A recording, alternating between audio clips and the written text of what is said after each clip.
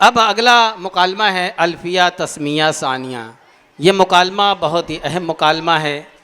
जब इसको गौर से सुनेंगे तो समझ में आएगी बात कि क्या ये गलतियां हमारे अंदर हैं। ये मुकालमा उम्मत की माँओं और बहनों के लिए है कि उनके अंदर कहीं ना कहीं जो बच्चियाँ मुकालमा पेश करेंगी, जिसको ये जाहिर करना चाहेंगी, जिसको ये बताना चाहेंगी, तो हम लोग सोचें क्या ये सही कह रही हैं। जो ये बतला रही हैं वो खामियां, वो गलतियां हमारे अंदर है।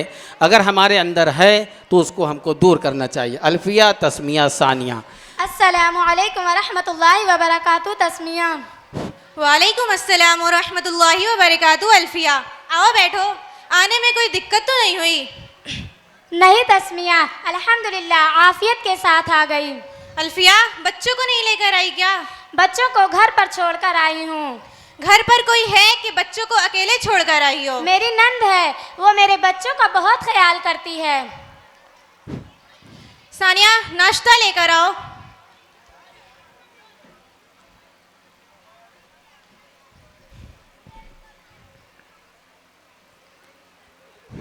तस्मिया, ये कौन है? मेरी मुसीबत, ओह सॉरी, मेरी नंद है। तस्मिया, तुम अपनी नंद को मुसीबत क्यों बोल रही हो? और क्या बोलूं, इसके शौहर का इंतकाल हो गया है। जब से ये अपने बच्चों के साथ यहीं पर पड़ी रहती है, हम लोगों का जीना मुश्किल हो गया है। तस्मिया, तुम कैसी बात कर रही हो? उसके शौहर का इंतकाल हो गया और खुद वो बेवा हो गई और उसके बच्चे यतीम हो गए। मुसीबत तो उसके लिए है और तुम उसको मुसीबत बोल रही हो। शौहर का इंतकाल हो गया है तो दूसरी शादी कर ले, नहीं तो किराए पर कहीं दूसरा घर ले ले, हमारा पीछा छोड़ दें। तस्मिया, आज के इस दौर में ज़माना इतना ख़राब हो गया है, घर में अकेली औरत का रहना सही नहीं है। तस्मिया, तुमको तो इसका साथ देना चाहिए और अपने अच्छे अखलाक को पेश करना चाहिए। बुरे अखलाक वालों को अल्लाह और अल्लाह के नबी सल्लल्लाहु अलैहि वसल्लम पसंद नहीं करते। हमारे नबी सल्लल्लाहु अलैहि वसल्लम ने यहाँ तक फरमाया, मुझे तुम में सबसे ज़्यादा नापसंद और आखिरत में मुझसे सबसे ज़्यादा दूर वो होंगे जिसके अखलाक बुरे होंगे। तस्मिया, वो अब बेवा है। बेवा औरत के बारे में हमारे नबी सल्लल्लाहु अलैहि वसल्लम ने फरमाया, क़यामत के दिन मैं और स्याह रुखसार वाली औरत करीब करीब होंगे। वो औरत कितनी खुशनसीब होगी जिसको नबी सल्लल्लाहु अलैहि वसल्लम की क़ुर्बत मिले। और तस्मिया, तुम बेवा औरत से नफरत करती हो। हमारे नबी सल्लल्लाहु अलैहि वसल्लम से पूछा गया नहूसत क्या है, तो आप सल्लल्लाहु अलैहि वसल्लम ने फरमाया, बदखलकी यानी बदअखलाकी। बुरा अखलाक अमल को इस तरह ख़राब कर देता है जिस तरह सिर का शहद को। हमारे नबी सल्लल्लाहु अलैहि वसल्लम ने फरमाया, जो शख्स यतीम के सर पर हाथ फेरे और महज अल्लाह ही के लिए फेरे, तो जितने बालों पर उसका हाथ गुजरा है उतनी ही नेकियां उसको मिलेंगी।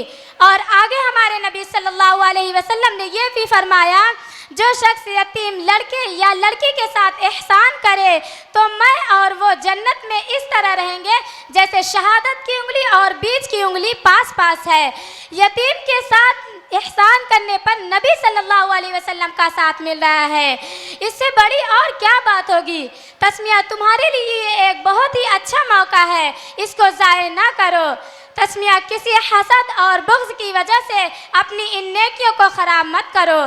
तस्मिया, तुम्हारा घर सबसे बेहतर घर है। हमारे नबी सल्लल्लाहु अलैहि वसल्लम ने फरमाया, मुसलमान के घरों में सबसे बेहतर घर वो है जिसमें कोई यतीम हो और उसके साथ अच्छा सलूक किया जाता हो, और मुसलमानों में सबसे बदतर घर वो है जिसमें कोई यतीम हो और उसके साथ बुरा सलूक किया जाता हो।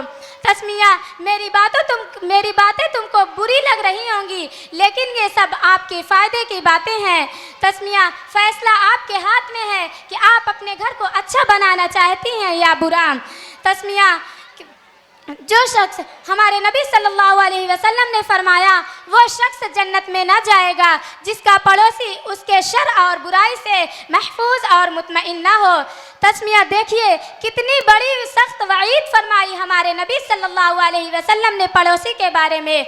और आपकी नंद तो पड़ोसी भी हैं और रिश्तेदार भी हैं और ईमान वाली है, और इसके साथ तो आपको और हुस्न सलूक से पेश आना चाहिए।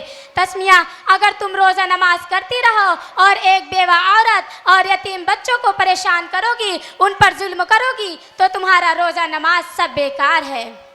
नहीं अल्फिया, अब मैं ऐसा बिल्कुल नहीं करूँगी। अब मैं अपनी बेवा नंद और उसके यतीम बच्चों से मोहब्बत करूँगी इंशाअल्लाह, और इनका पूरा ख्याल रखूँगी। अगर कोई भी शख्स यतीम बच्चे और बेवा औरत को परेशान करेगा, उसकी दुनिया भी बेकार होगी और उसकी आखिरत भी बेकार होगी। फैसला आपके हाथों में है कि हमको यतीम बच्चों और बेवा औरत से मोहब्बत करनी चाहिए कि नहीं।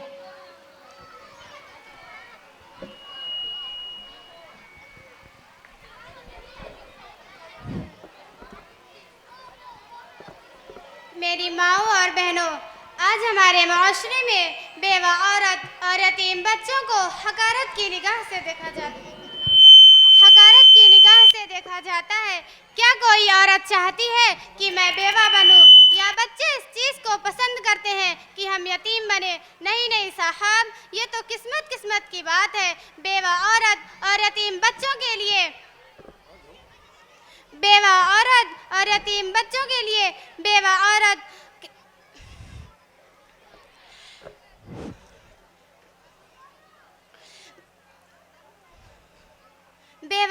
के लिए ना ससुराल में जगह होती है और ना मायके में। मायके में जिसको सबसे ज़्यादा तकलीफ़ होती है वो भाभियाँ होती हैं। घर की सबसे बड़ी बहन को भाभियाँ कहती हैं मेरी बेवा नंद और उसके यतीम बच्चे मेरे लिए बोझ हैं। साहब, हर शख्स अपनी अपनी किस्मत का रिस्क खाता है। यतीम बच्चों और बेवा औरत के लिए ज़मीन को तंग मत करो। तकदीर कब करवट बदल ले किसी को कुछ नहीं मालूम। मेरी माओ और बहनों, आज के इस दौर में जहां भाई भाई का दुश्मन बना बैठा है, वहीं पर एक बहन दूसरी बहन का दुश्मन बनी बैठी है। बड़ी बहनों का अपने ससुराल में हुक्म नहीं चलता है तो वो अपना हुक्म मायके में चलाती हैं। वो नहीं चाहती हैं कि मेरे अलावा भाइयों की निगाह में दूसरी बहनों की इज्जत हो। भाभियाँ अपनी बेवा नंद से नफरत करें तो बात समझ में आती है, ये तो एक अनजान औरत है, इससे हमारा कोई खूनी रिश्ता नहीं। लेकिन बड़ी बहन जिसने अपने हाथों से अपनी छोटी बहन को बचपन में खिलाया हो, जिसके माँ बाप एक हो, जिसकी रगों में एक ही माँ बाप का खून दौड़ रहा हो, वो अपनी बेवा बहन से नफरत करे और उसके बच्चों से नफरत करे। वो चाहे कि मेरी बेवा बहन मेरे माँ बाप के घर से निकल जाए और उसको घर से निकालने की साजिशें करे, तो बताइए ये बहन है कि जालिम औरत?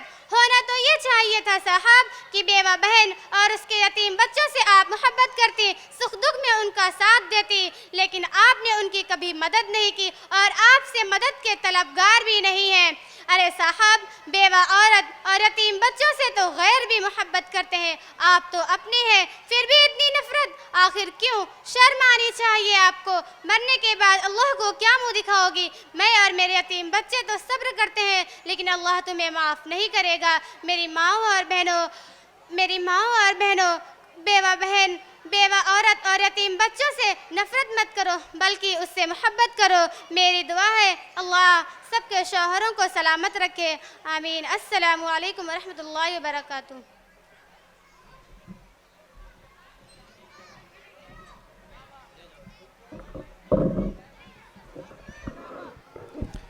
बच्चियों ने देखिए मुकालमे के अंदर बहुत गहरी बात बतलाई कि जो बड़ी बहन अपनी छोटी बहन को अपने हाथों से खिलाया हो, अपने हाथों से चुप कराया हो, जब वही बहन बड़ी हो जाती है और उसकी शादी हो जाती है और जब अचानक उसके शौहर का इंतकाल हो जाता है तो वही बड़ी बहन अपनी छोटी बहन का दुश्मन बन जाती है।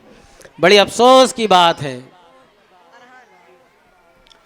बहुत ही अफसोस की बात है। अगर इस तरह की आदतें हमारे अंदर हैं तो समझ लीजिए हमारी दुनिया भी बर्बाद होगी और हमारी आखिरत भी बर्बाद होगी, क्योंकि अल्लाह के नबी ने फरमाया कि बेवा की वो इज़्ज़त है कि अल्लाह के नबी ने अपने साथ उसका हश्र का मामला फरमाया, और जो यतीम बच्चे हैं जो उनसे मोहब्बत करेगा अल्लाह के नबी ने कहा कि मैं और वो, यानी मैं और जिसने यतीम की कफालत की, जिसने यतीम से मोहब्बत किया, मैं और वो ऐसे रहेंगे जन्नत में। यानी ये दोनों उंगलियां इशारा करके बतलाया, शहादत की उंगली और बीच की उंगली। और जो यतीम बच्चों से नफरत करेगा, अल्लाह के नबी ने कहा है दुनिया के अंदर अगर सबसे बदतर घर कोई है, दुनिया के अंदर अगर सबसे बदतर घर कोई है वो घर है जिसमें कोई यतीम बच्चा हो और उसके साथ बुरा सलूक किया जाता हो, उसके साथ बुरा सलूक किया जाता हो। और अगर कोई सबसे बेहतर घर दुनिया के अंदर है जिस घर में कोई यतीम बच्चा हो उसके साथ अच्छा सलूक किया जाता हो।